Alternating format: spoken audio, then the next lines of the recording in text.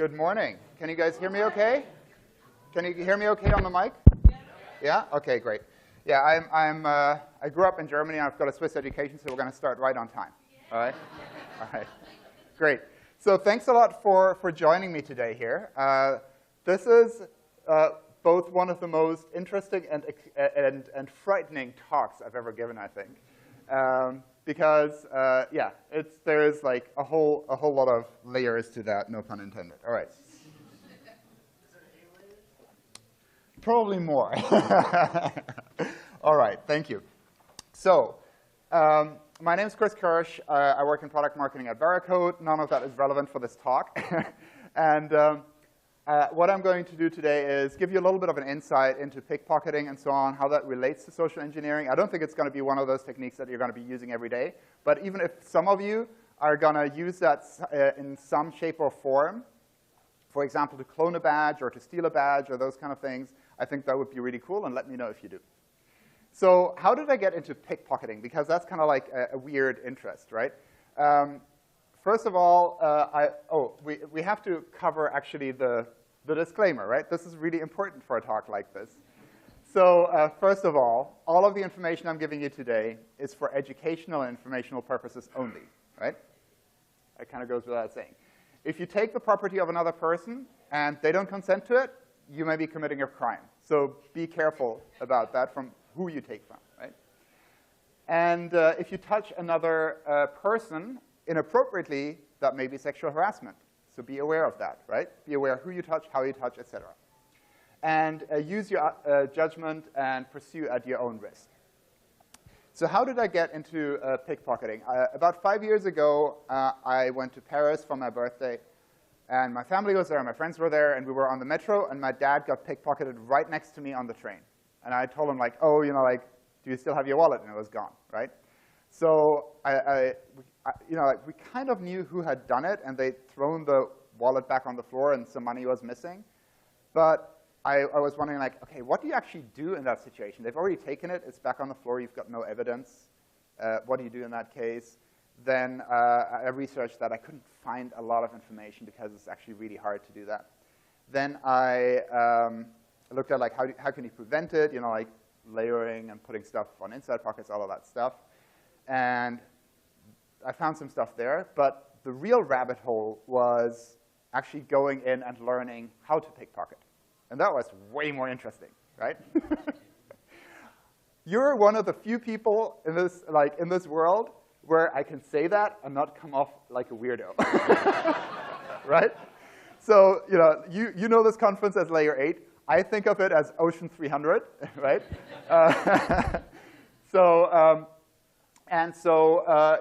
It could happen to you. Like, how would you apply this? Like, it could happen to you that your boss walks into your office tomorrow and says, hey, I need you to get into the vault at the Bellagio. And the only place you can get the access card is in Terry Benedict's inside pocket, right? So these are like real-life skills that I'm teaching you today. So pickpocketing for red teams. I thought about it a little bit, and I thought, OK, in the context of a red teamer, how would pickpocketing come in useful? And I think there are some areas. So for example, access badges. A lot of access badges you can clone, but some you can't. So either you tailgate in, or you make friends with Patrick and figure out how to bypass the locking mechanism, right? That's a way to get in. Or you can try to swipe a badge somewhere. You can swipe keys, same thing. You can go for two-factor authentication. That's interesting, right? Apple Watches, RSA, security ID tokens, and so on. Or even, sometimes it's a document that you're after that has a Wi-Fi code on it or something else, right? So what I want to do before we go into all of the kind of red teaming stuff is I want to have a look at some of the defensive mechanisms. So I'm going to walk around a little bit. I'm going to need a couple of volunteers probably. And I want to just, people are volunteering? OK. I just want to take like random people here. So could you stand up for me for a second? Thank you. So for example here, if we just like, actually I need the audience mic, right? OK. All right, here you go. All right, so what's your name? Harsha.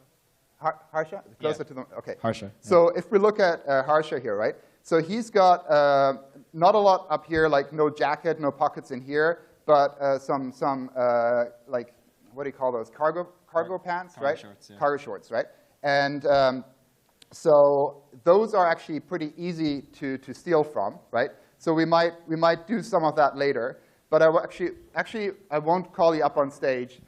Just have a seat. I need somebody who's got about my width of shoulder.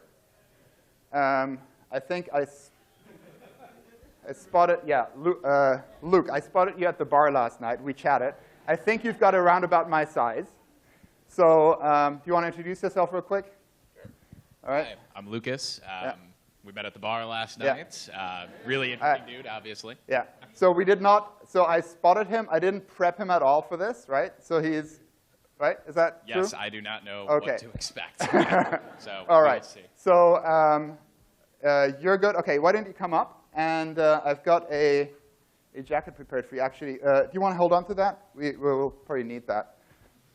Could you just slip into this jacket here? So the reason why I brought a jacket, and I'm not just picking somebody from the audience, is because jackets have like a lot more pockets, and I want to teach some of those techniques for different pockets. And I know that this crowd here doesn't wear suit. Yeah, that works fine, right? That looks like pretty, yeah, that looks pretty comfortable. Yeah. And can you check there should be something in each pocket there and so on? All right. Do you want to move over here a little bit more to the center so that we can have better angles on the camera? OK. So, huh? Yeah. Yeah, it looks a little bit like the Bermuda style, right? So, Luke, can you tell me, like, have you ever been pickpocketed? I have not. You have not. OK.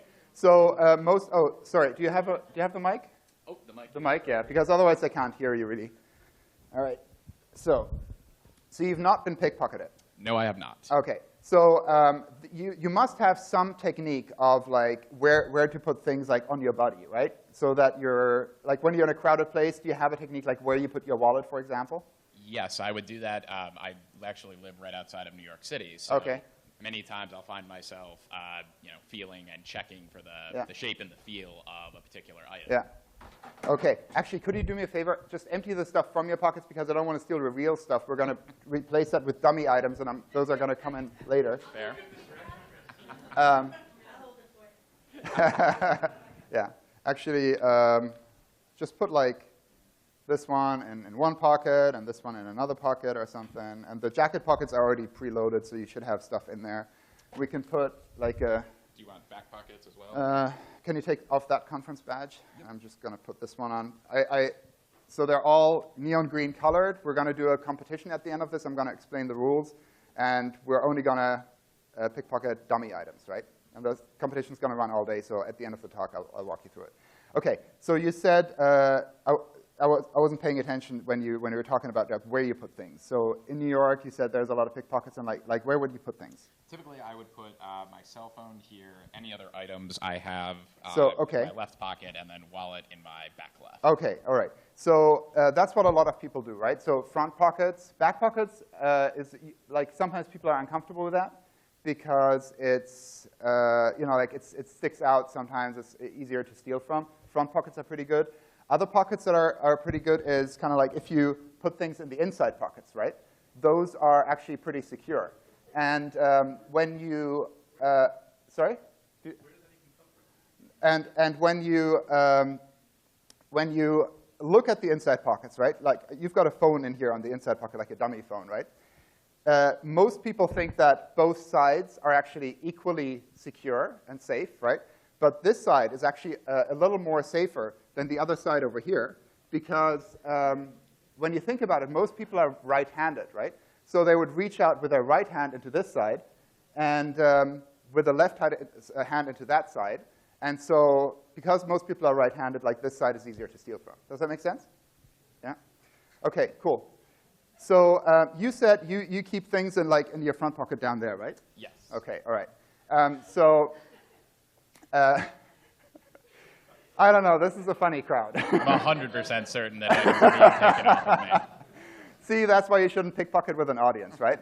So I'm really resisting not trying yeah. to feel for them. Yeah.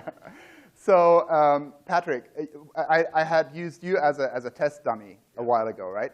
And you had told me that you put stuff in your front pocket down here, but you actually secure it with like a safety pin or something, right?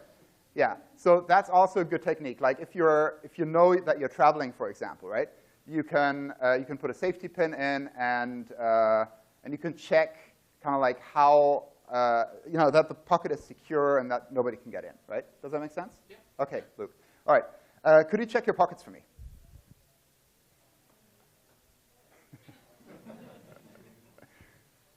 All right. Okay. All yes. right. Thanks so much. We're going to replace this one here, right? And this one here. We're going to load you back up. And that one here, like a Christmas tree. All right. Of course. And that one here. All right. Thanks. I'm going to need you a little longer. You can take off the jacket because I know it's a little bit warm. But thanks. A round of applause for Luke here. All right. We might need it later, but for some of the next moves, actually, if I walk through all of the moves, you will still need it because I'm going to explain what I did. Like I just demonstrated, but I'm going to explain, right? So all of the things I just told you about left pocket, right pocket was complete baloney, right? Don't go by any of this advice because it doesn't actually help, right? Oh, do you want me standing up here? I'll pull you in. Don't worry. You can stand wherever. And so none of that advice was real. That was just misdirection so I could get access to different pockets. Also, if you most people think like from movies, like people bump into somebody to kind of steal the wallet. That's also not really a thing. Also, the dummies with the bells is not really a thing. But there are a lot of other techniques that I found. So when you look at pickpocketing and try to read up on that topic, there's essentially two schools of thought, or two kind of groups of pickpockets. On the left, like the people with the like frilly shirts and like the shiny blazers and so on, the stage magicians that often work pickpocketing into their acts. So that's a whole separate game where people like do that as entertainment. And so in that school of thought, you can find a lot more material online and in books and so on. But it's an interaction with a person, like you're directly interacting with a person in the same way that I did with Luke just now. And they're aware of you. They're aware of, he was aware that I was touching his body and so on in different parts. And he probably would remember my face afterwards. So then there's street pickpockets. Those often work in teams. They, one person distracts, the other one takes. They try not to be remembered. They try not to be seen, not to interact as much. But there's different techniques and different styles as well, so some of them do. So two schools of thought. We're going to go into both of them a little bit today, because there's interesting things to learn from both of them. But they're kind of separate entities. So I stole this from a TED Talk by Apollo Robbins, who we're going to see a little clip from just in a minute. And Apollo has this idea that there's a little guy called Frank in your head. And Frank can either look at all the sensors, like the cameras and the microphones and all of that stuff, and process that, or when he asks somebody a question, like he turns around and accesses the memory, right? So I was asking him, hey, what do you do for securing things in your pocket? Like, what do you have in that pocket? Those kind of questions would cause Luke to access his memory, and for that split second, he doesn't pay attention, right? So you're trying to misdirect, and actually the misdirection and the attention surfing is much more important than the techniques, right? So the light touch, like with the bells on the dummy and so on, not really as much a thing. There are techniques that you can follow that make it easier to steal something, but it's more the attention that you need to serve. So how can you direct attention? There's essentially three different ways. There is what you say, where you look, and where you touch. So what I have next is a little clip that we're going to watch where Apollo Robbins actually does a routine, and he steals something from this person, so watch out for that. And he will pay close attention to how he uses words and touch and where he looks to direct that attention. Joe, we're going to keep doing this till you catch it. You're going to get it eventually. I have faith in you. Squeeze firm. Squeeze. You're human. You're not slow. It's back on your shoulder. You were focused on your hand. That's why you were distracted. While you were watching this, I couldn't quite get your watch off. It was difficult. Yet you had something inside your front pocket. Do you remember what it was? Money? Check your pocket. See if it's still there. Is it still there? Oh, that's where it was. Go ahead and put it away. We're just shopping. This trick's more about the timing, really. I'm going to try to push it inside your hand. Put your other hand on top for me, would you? All right. How was that? Did you see the watch go? Yeah? It's pretty interesting, right? All right. In the next clip, he was directing the attention in a completely different part of the body, right? In the next clip, we're going to see how you can so focus the attention that the person doesn't actually see what's right next to this. So this is part of a magician's routine, and he's taken something from her, and he's directing the attention. So let's see if you get it. Okay, look inside the ring. Can you see that? Yes. What can you see? And Yeah, but anything else? no. If I move it there, can you see what's inside there? No. No? What about here? Can you see anything that shouldn't be there? No, nothing at all? Oh, your watch! Oh, yeah! So just how many people here saw that he was wearing two watches from the start? Some, but not everybody, right? OK. So you can see, it's like that video where the gorilla walks through the room and people are playing with a ball, right? If you know it, you see it. But if you see it for the first time, it's actually quite convincing. All right. Let's get to the next topic, which is touching. Luke, could you just step up for a second? So you cannot pickpocket without touching people. It's just not physically possible. If you figure out a way, that would be great. Let me know. But I haven't figured it out. I'm not a natural toucher, right? So I had to figure out ways to get comfortable with touching people, right?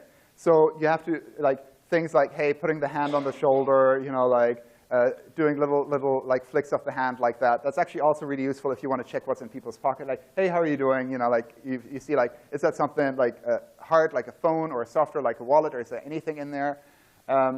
Then you can use touches to misdirect, right? When I was when I was asking him to say, hey, what's in this pocket here, right? I used that touch to misdirect, and at the same time, I took the access badge, right? So then you can use stronger touches to hide lighter ones. So here, I had a pretty light touch. I could just tap this side here a little stronger. That would direct his attention down here, right? And then also, you want to condition the mark to touching. So when I touched Luke for the first time, his limbic brain probably said, oh, threat or not threat, right? And it's a little weird because I hadn't touched you before. We don't really know each other all that well, right? We had a quick dinner and drinks last night, but apart from that, we don't really know each other. So this is a little personal, right? But some people are more touchy, some are less, and so on. And so your limbic brain probably said first time it was hey, this is a little weird, but okay. Second time it was okay, this guy. And then third time, he probably didn't even notice it, right? So you want to condition the mark to touching and make touching not appear as a threat. OK. So then we get into space. Could you just stand like this? And we're gonna just play this, right? So personal space. If you this distance here would be hey, we're we're out on the conference floor. I'm meeting you for the first time. So this distance probably would be about public space. I'd say, hey, how are you doing? It's your first time here, kind of thing, right? Then you've got social space, right? Then intimate space. Now it's getting a little weird, right? But I need kind of this distance to actually get to him. Now, if I stand next to you, it's less weird, right? Would you say that? Yeah. Oh. Still there? Yes, I would. OK, all right, better. And now if we look at something together, I pull out an iPhone or a document or something, and I ask you something, right? That's even less weird, right? Yes. Yeah. Okay, all right. So this is how you can get into somebody's personal space without their barriers going up, right? And so you can also use that for things like cloning badges, or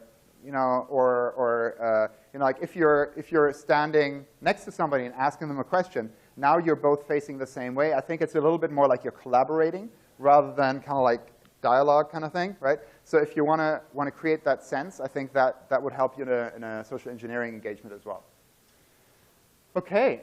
Checking for stuff. We already covered that. Kind of like it's called fanning. Sometimes could you just turn a little bit like that? So fanning is tapping pockets like that. There's also a technique where I just go like this and I just say, oh, that's a really nice suit, and with my knuckles, I can actually check like what you have and where and so on.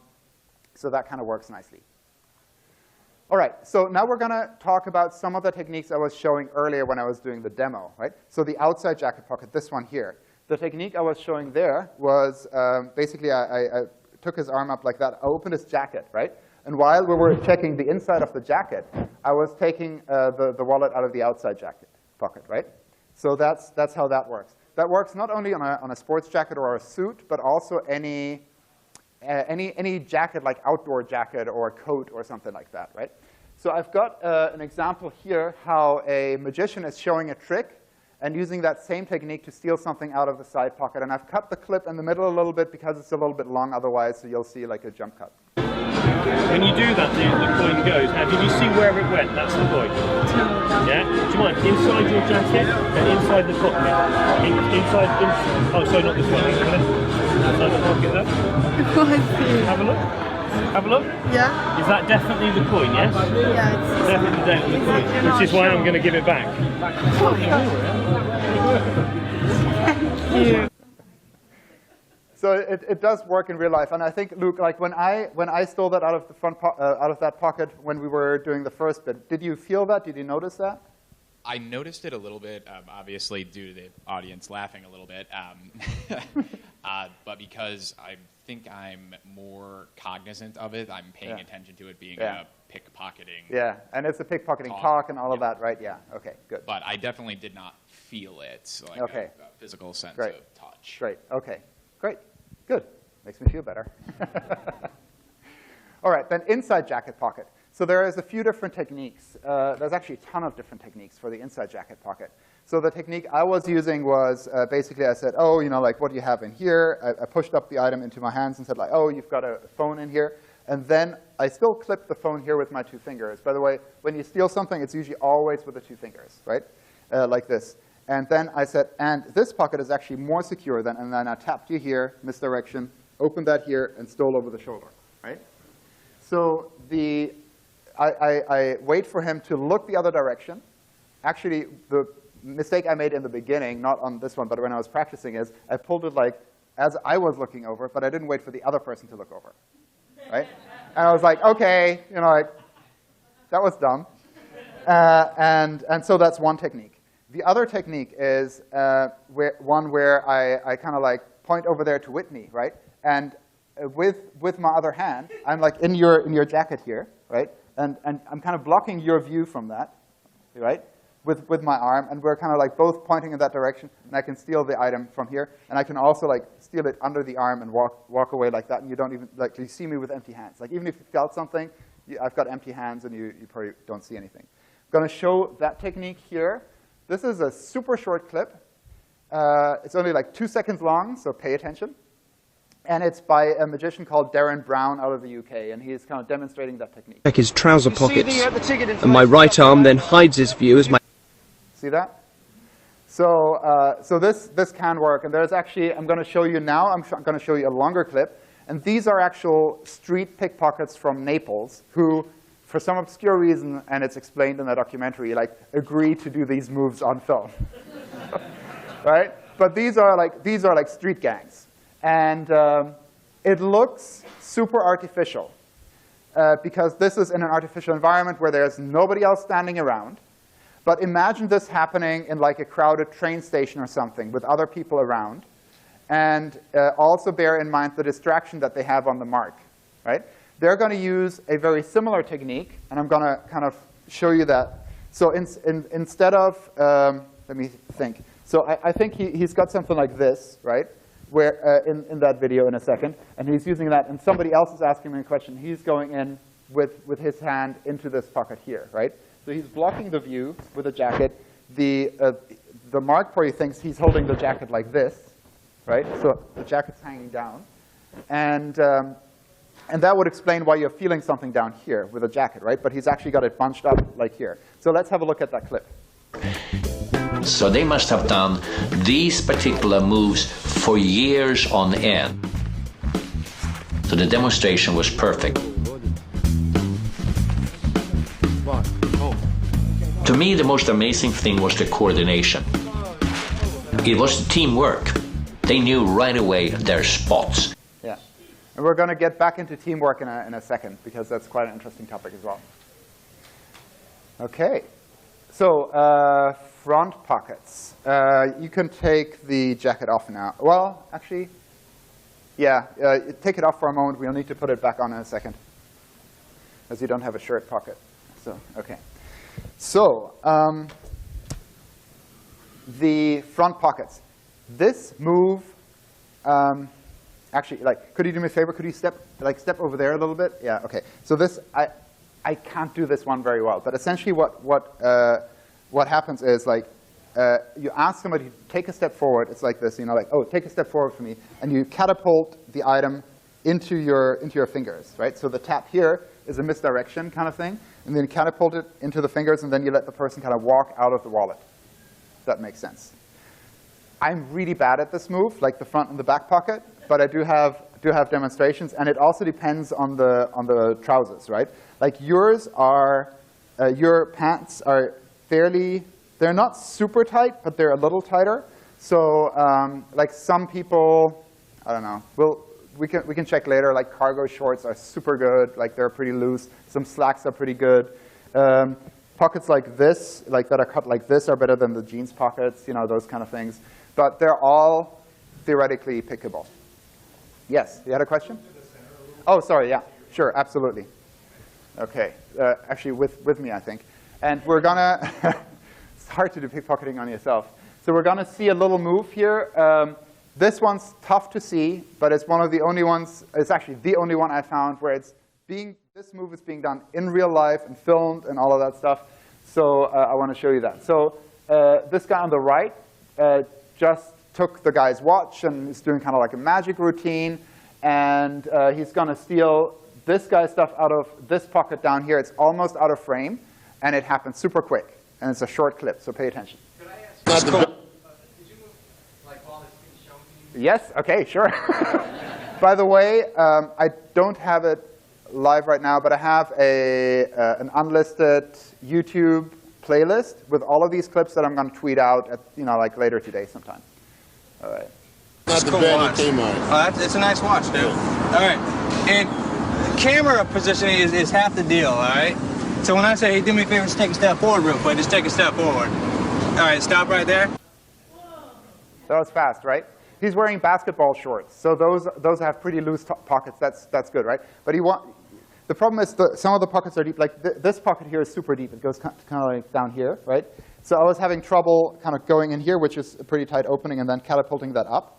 It's difficult. Sometimes if the pockets are shorter, if they're a little looser, it's a lot easier. All right, back pocket. You don't have anything in the back there, but I'm going to just give you something.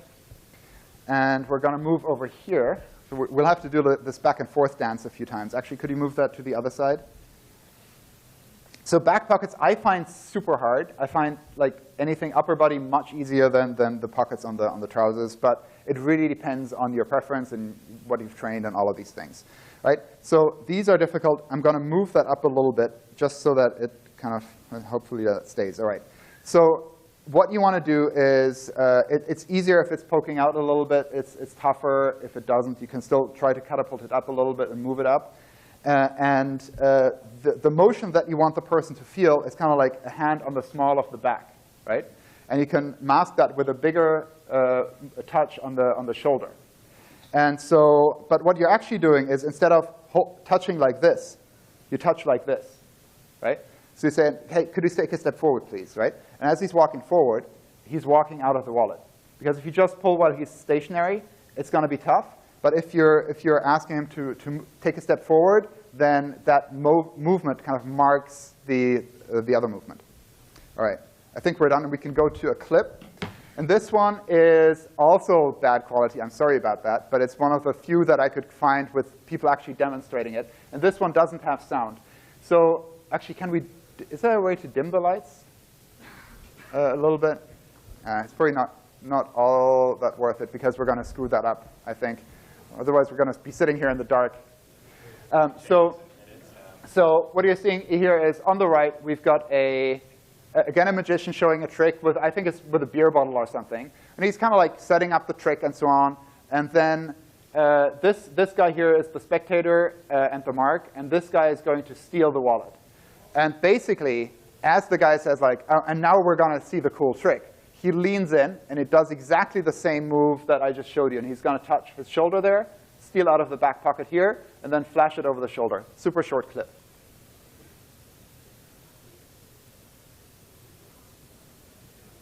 See that? Right? So you can execute that really well. It requires a little bit more training than I have. I just find those moves a little tough. OK, lapel or shirt pocket. Now I need you to dress up again. I really should have sorted these in a different way so we don't have to undress all the time. OK. OK, so let's move to the middle so people can see. So it's the same moves if you have a shirt pocket or a suit lapel pocket, right?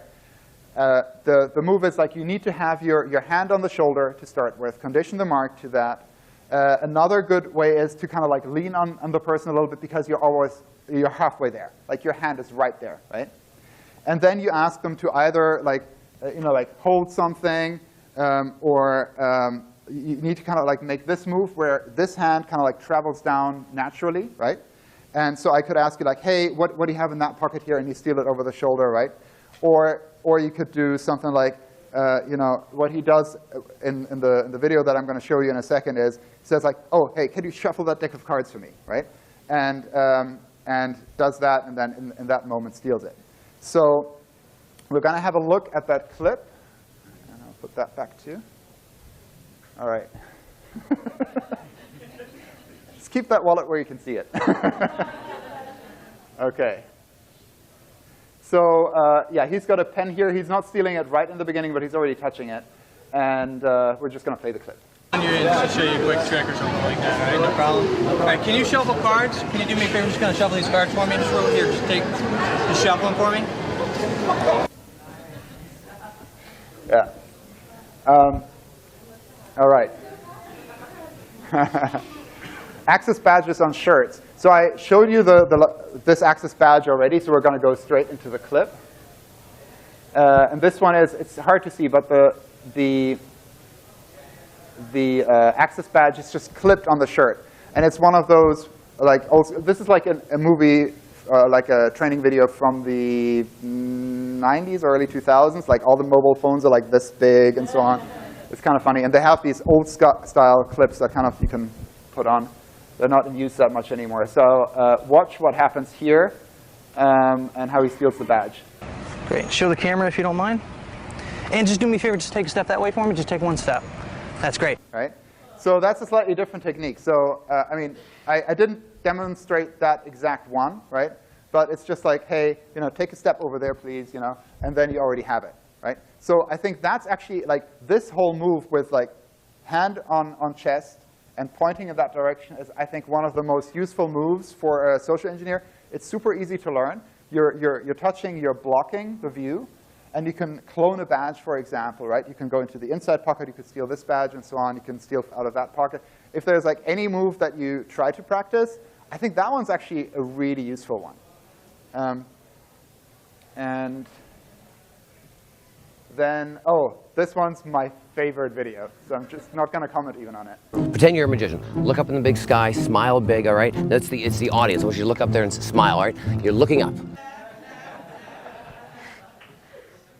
This is a guy called Magic Murray. I think he lives in Vegas. And he's got an entire reel called stealing from policemen and security guards. Do not do this at home, kind of thing.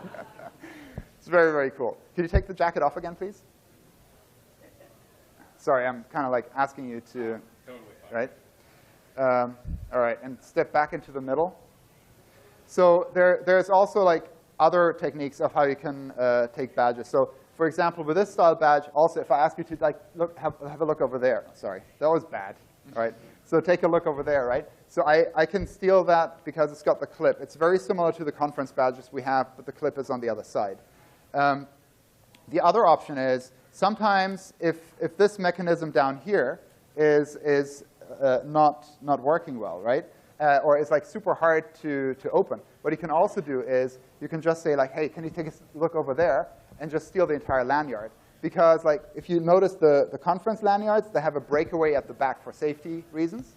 And so this one has one as well. So I just opened that, you know, like this. I held it like this and went like this, right? And that's how you can steal the entire lanyard if the mechanism down here is pretty hard.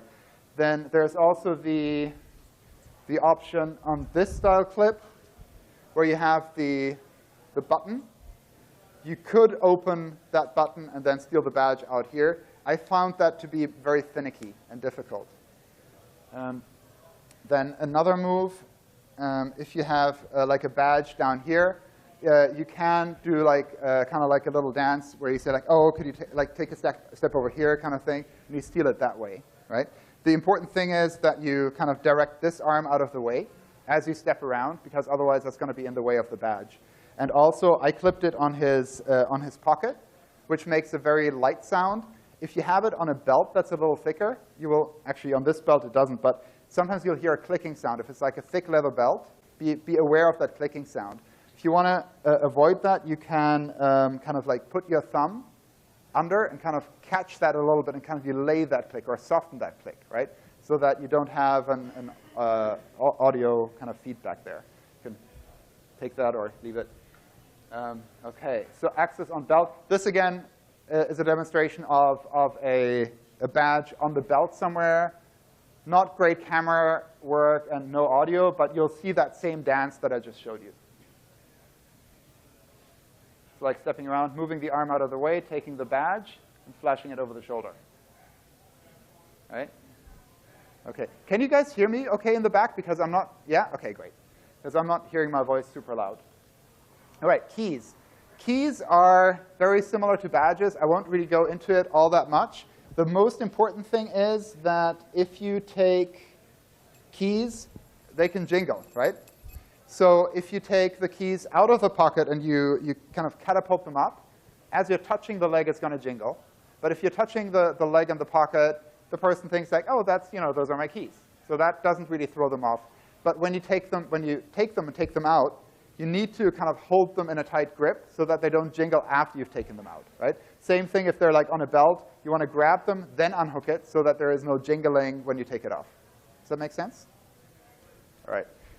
These are part of the competition. The loops here are super tight. I find these very hard to take off, but I have them, so you're going to hand them out as well. Give it a try. Watches. OK. So watches are not all that relevant to red teaming, except for when you have a smartwatch, right?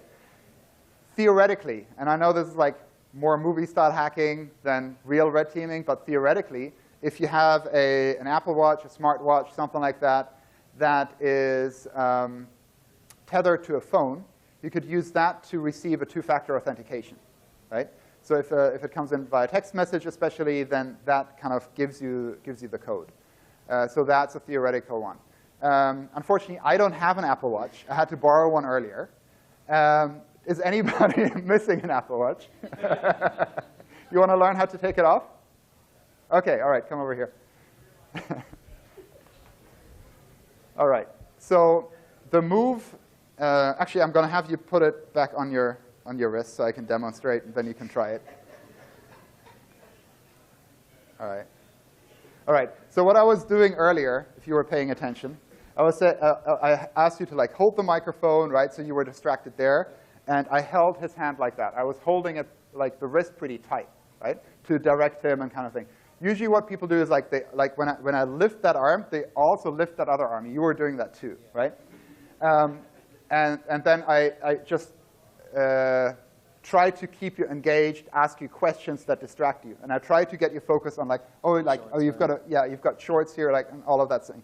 So what you do to do the actual steal, the Apple Watches with the sports band are the easiest one to take off. If we're hanging out in the bar tonight, I can show you some other ones if you have a different style watch. But these are like the easiest ones. And what you need to do is, and for that, you actually don't really touch the skin much. So he doesn't actually feel much.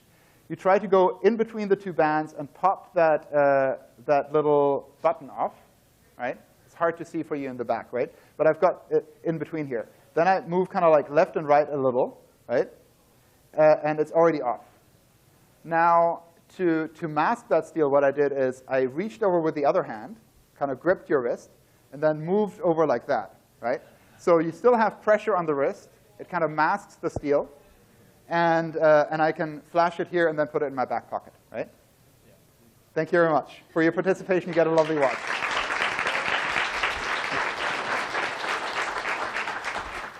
All right. Covering your steal. So this is also interesting. I think this also has some applications for social engineers. If you want to cover up something that you're doing or cover a steal or something, there are some interesting angles in there.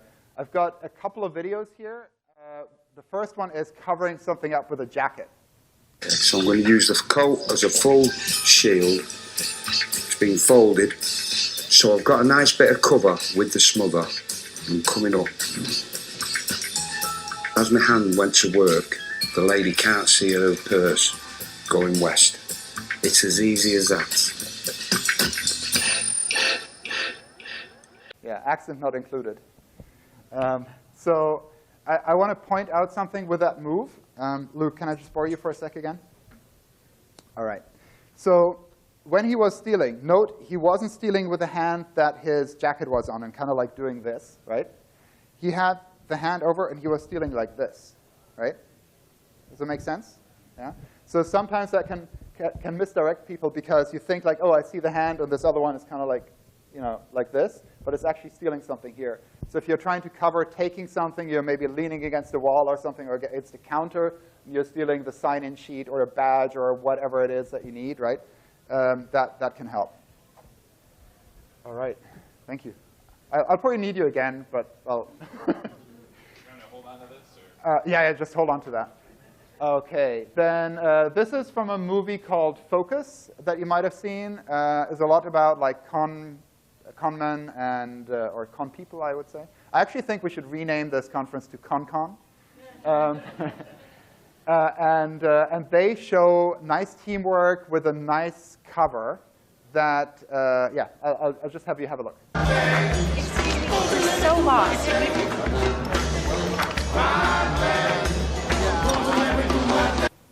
Did you see that, right? That's actually a type of steal that people do a lot on the streets where they cover something up. They might cover, like they might come with a petition form. There's like this one thing where they come up with like a mute partition, kind of like fundraising thing. And they have got this clipboard, and then they're covering something while they're stealing something out of your wallet or out of your bag or something like that. There is also one steal. I gave this talk once before at my company. And one steal that I did there, because people were sitting at tables, it's a little tougher here, is I went over and when I was walking through the audience, I just put my script down for a moment because I needed my hands to kind of like work with somebody. And then as I picked my script back up, I picked it up with something else, right, with a phone.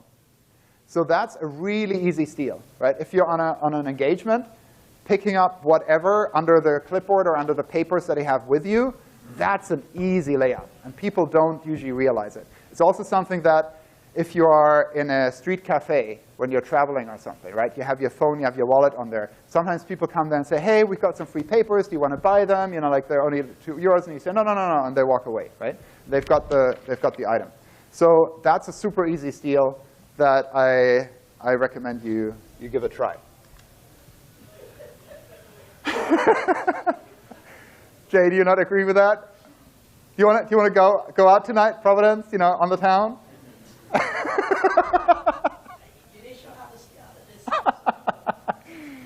So, working in teams. Working in teams is usually only for street pickpockets. And often they work in, like, it's sometimes teams of 2, 3, 4, sometimes 5, right? But you got to split the loot, so smaller teams is usually better. There are different positions that people play. And I just want to walk you through those positions to kind of get the hang of it. There is somebody who's blocking the movement. Do you remember, we'll actually have an example, right? But it might be somebody who's kind of, you know, like if we're in a subway. Actually, Luke, can you come back over? We're gonna, sorry. You're getting your mileage in today.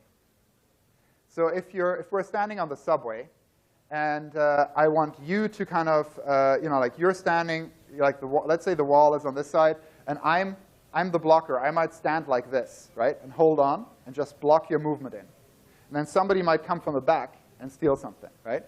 So because I control your movement, I'm a blocker. It's also sometimes called a stall, or la nonna, which is the grandmother in Italian. The steer, if you're steering somebody's movement, or blocker, right?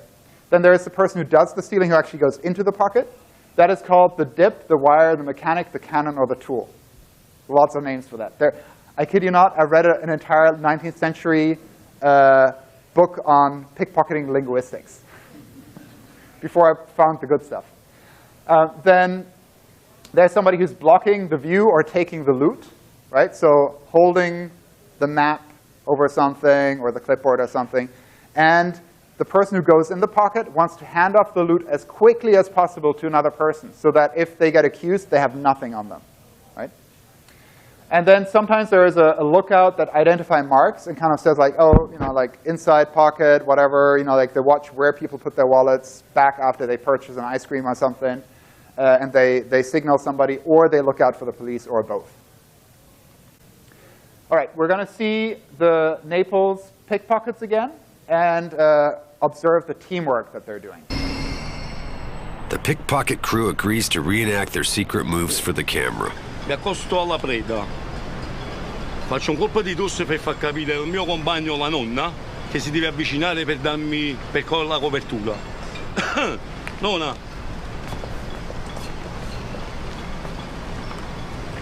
Prendo la pantofola. La sbacchetto un po'. Giusto? Poi io dico vicino al mio amico, buttamelo poco con quello. Thank you so much. Thank you. Thank you. A momento la tiro e gli faccio cavallo a Mirko. Fa cavallo. Okay. So that's super elaborate teamwork, right? You probably need years to get that right. And for the competition today, you're probably not going to get to that level. But I just want to show you how rudimentary and simple you can make those moves and still make them work. So this is actually a PSA announcement from the police in Strasbourg, where they, these two are tourists having a coffee. This guy approaches the table and just engages them in conversation. And then somebody comes up super clumsily and takes that bag.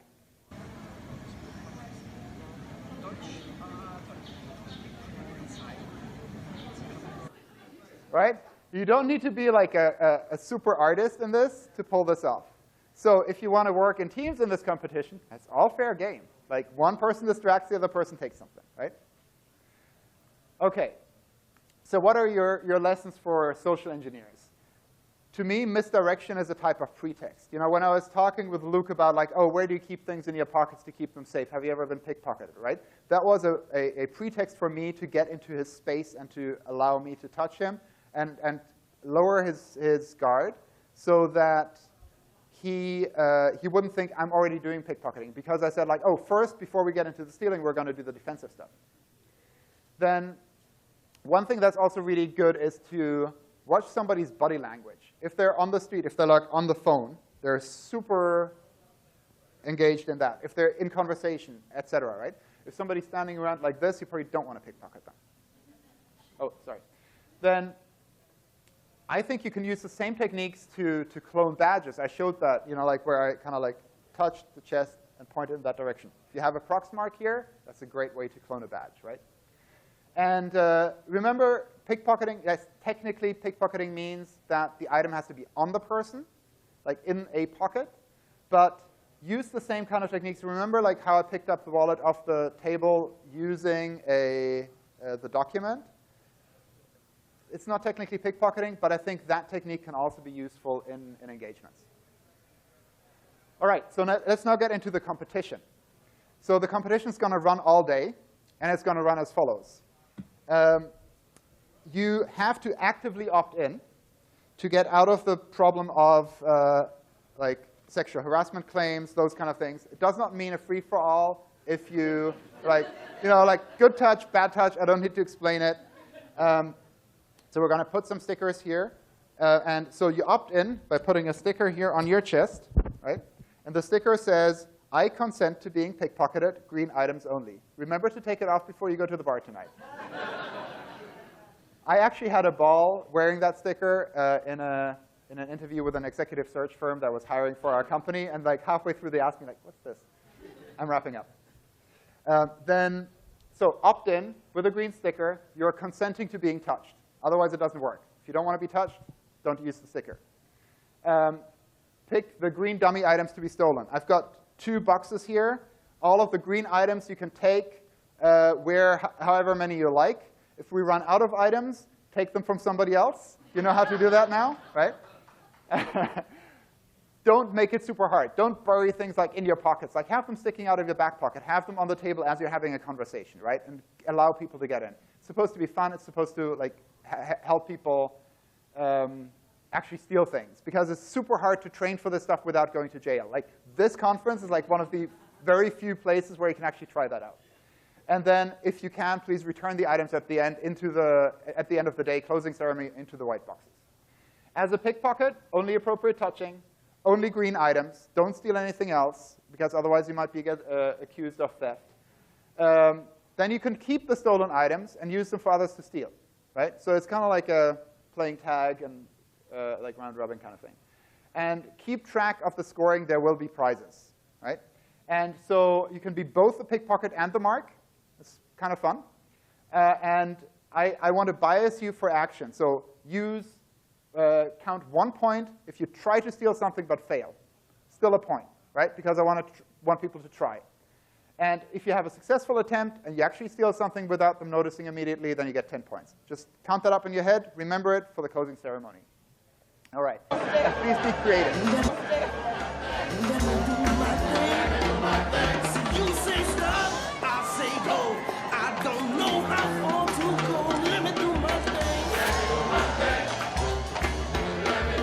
All right.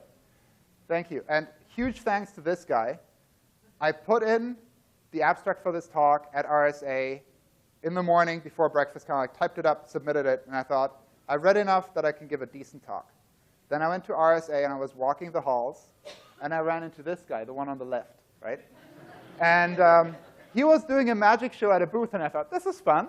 Then he started to pickpocket me, and I'm like, this is even more fun, and I wanted to hang out with him. I'm like, can we have dinner? Can I invite you for a drink? He's like, well, according to my agent contract, here at the booth, I can't give out my contact information. I said, you're Rory from Dallas, right?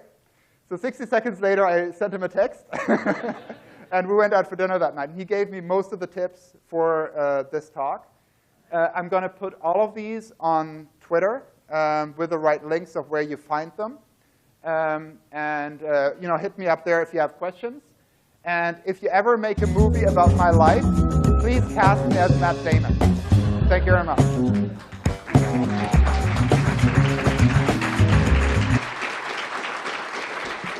All right, no questions? Are we good for questions? Probably not, right? How about we have the next person set up and I take some questions? Does that work? Thank you. Hold on. There is a microphone there. If you could use that, that would be perfect. Thank you. I'm making other people work for me today. Check, check, 1, 2. Okay. Did you practice on people of varying heights, and did you find people of different heights to be more challenging or easier? Yeah, I think height is challenging.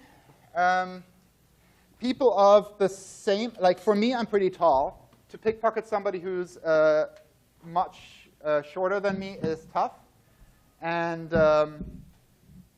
yeah, I've not practiced on a ton of people. I've practiced on Patrick, practiced on my husband, I practiced on Luke now, right? All around about the same height. And you can pick your marks, right? So unless it's like a Ocean's 11 Terry Benedict kind of situation, then you can't, right? But most of the time you can pick your marks, and so pick the easy ones. And the ones where like, looser pockets, easier to reach, better height. I think if you're shorter, it might be easier because it's more like your level. You're not, because for me, if I'm like bending down, it's pretty obvious. Yeah, so that's my take. Yeah. Jay, sorry. I can be pretty loud. You can be pretty loud, but not for the recording. Not for the recording. All right. When it comes to pickpocketing females, yeah. Do you find it's just the purses that you go for? Do they have stuff in their pockets? So it's tough because with females, for me as a man, there's like the whole thing of like sexual harassment and so on, right? If you touch the chest area, for Luke, that wasn't really a problem, right? If I did that on you, that would be very weird, right?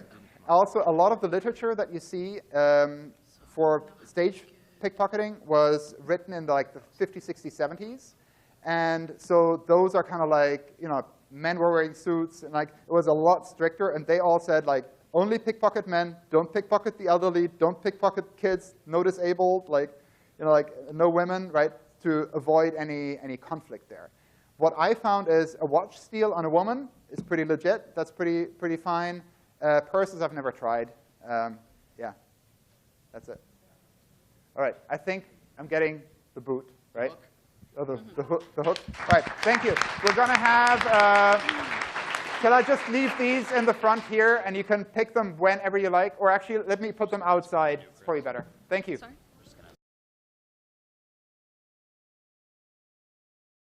The more sophisticated pickpockets, they usually work in teams. Each member has a specific role. The blocker, or la nonna, as they are called in Naples, boxes in or distracts the victim. And the cannon does the actual stealing. And immediately hands off the wallet to the nearby shade. And then everyone splits up.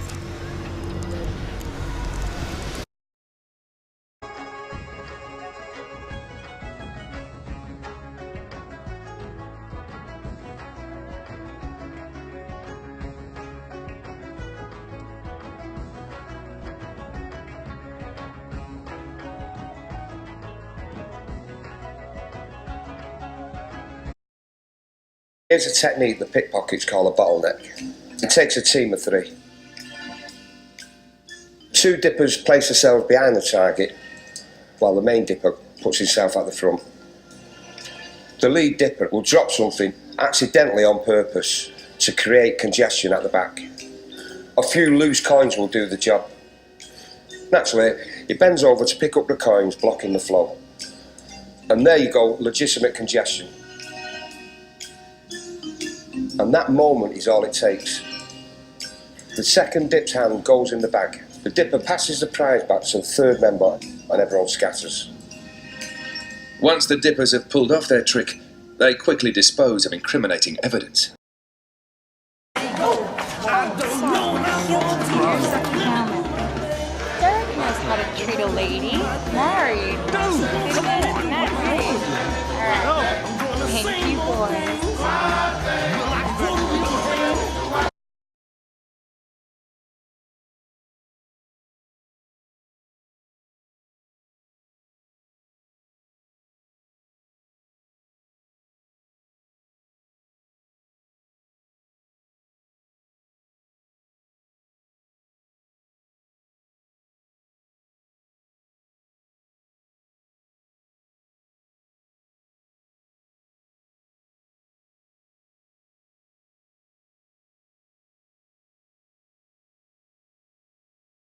So all you're doing is pulling with one finger that portion of the band out, and as you do, it pops right off, and that's it.